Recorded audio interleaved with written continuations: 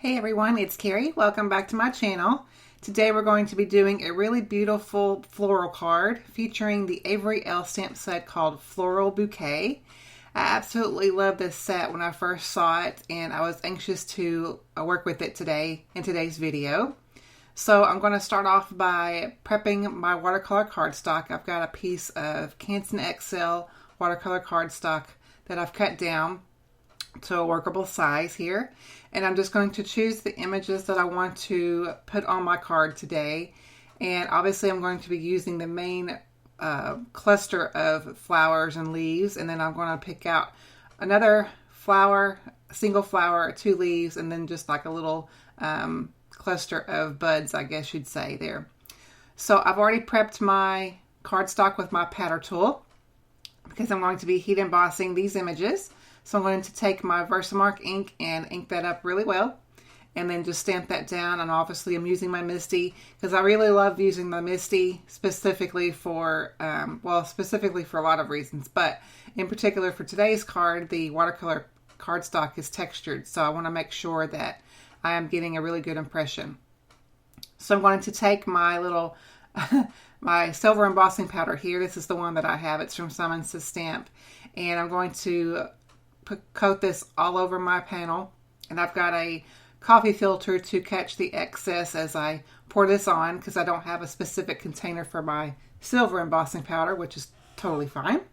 So I'm going to use my Zig Clean Color Real Brush markers today to color in my images, and I'm going to have the image or the colors on the screen here for the ones I've used. They're pretty basic as far as the colors are named, so I didn't want it to be, I wanted you to see the colors that I use, and that's exactly how they're named. So, so if you have these, then you'll know exactly which ones that I used.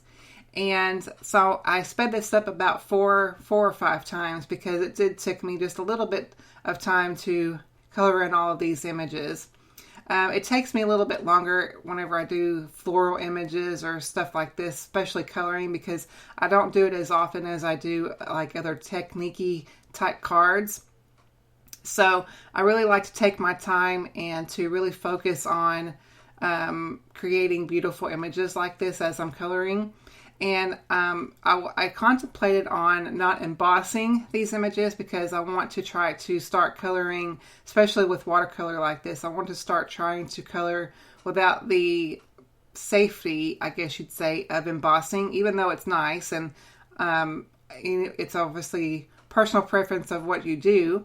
But and the embossing obviously is beautiful, so it adds to the overall image. But as I do branch out, with the watercoloring, I'm just kind of slowly working my way out of that with the embossing and having that safety, as I said, with the embossing and not having to go out of lines, because images like this, especially since the flowers are close together and some of the images run into each other, it's nice to have that safety of the embossing because it kind of creates a well, if you will, of each image, and you have that little bit of barrier between each color.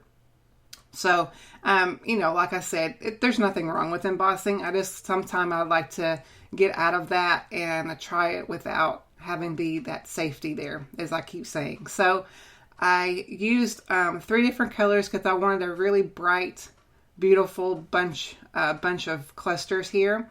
And actually, I'll tell you, my inspiration for this color combination, I actually saw I was just kind of going through Facebook, I believe it was yesterday or day before, and one of my Facebook friends had changed their Facebook cover page or whatever to a cluster of flowers that looked a lot like this and that had these colors on it, and it really inspired me to use this color combination today. So I really love how it turned out. It's really springy and summery and really bright and beautiful, and I really love how all of these colors look together.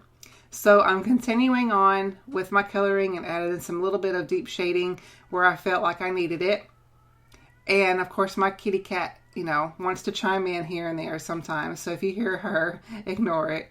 But anyway, so I'm going to go ahead and finish up coloring all of my images here and just get all that color down. And then once I do that, I'm going to use the coordinating dies with this set to cut out all of my images.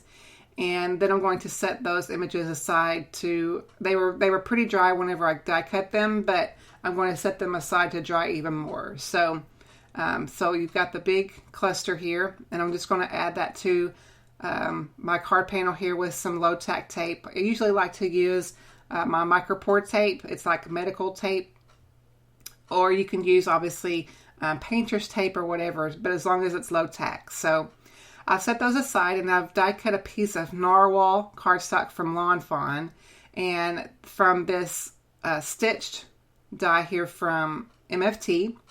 And I love this die because it's just a unique panel to create cards with. I was you can kind of see I was just kind of playing around, seeing how I wanted to do my layout. But before I hear anything, I want to use this stencil here from Altenew. This is the halftone stencil, and I really do love this overall design. I thought it would add to the card panel since I felt it needed just a little bit of extra something on the design. So I'm going to place my stencil down and just add a little piece of tape so it'll help me keep it secure as I add my ink. And I do have the coordinating ink with this cardstock, which is also called Narwhal from Lawn Fawn. And actually, this is the first time that I've used the ink. I have 3 different colored inks that I haven't even used from Lawn Fawn. I haven't even opened, and this was one of them. So I thought it would be fun to get it out today and actually use it. So, and it adds a really nice tone-on-tone monochromatic look to my panel here, and it just adds a little something extra. So I thought I wanted a little bit of dot detail going down kind of like the middle of the top. So I just replaced my stencil and just add a little bit more ink.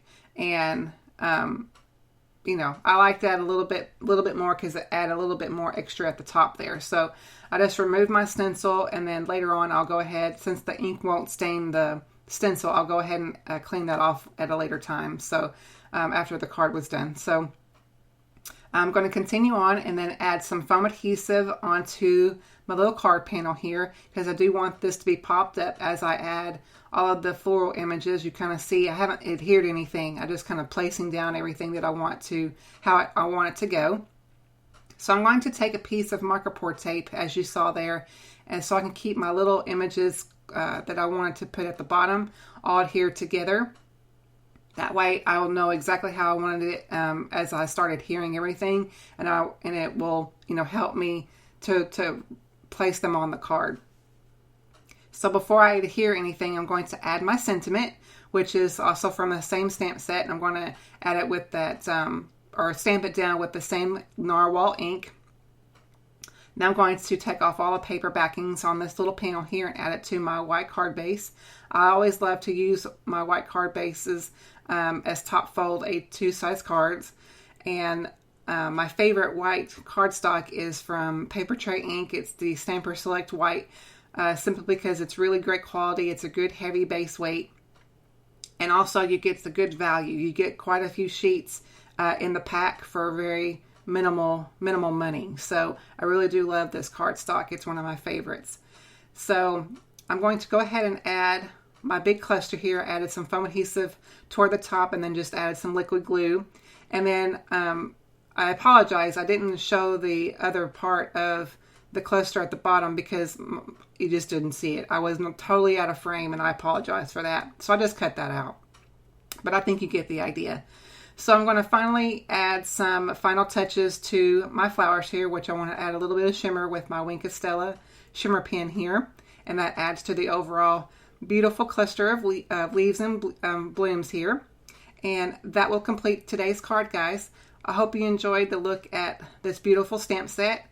Thank you guys so much for watching as always, and I will catch you on my next video. Bye-bye.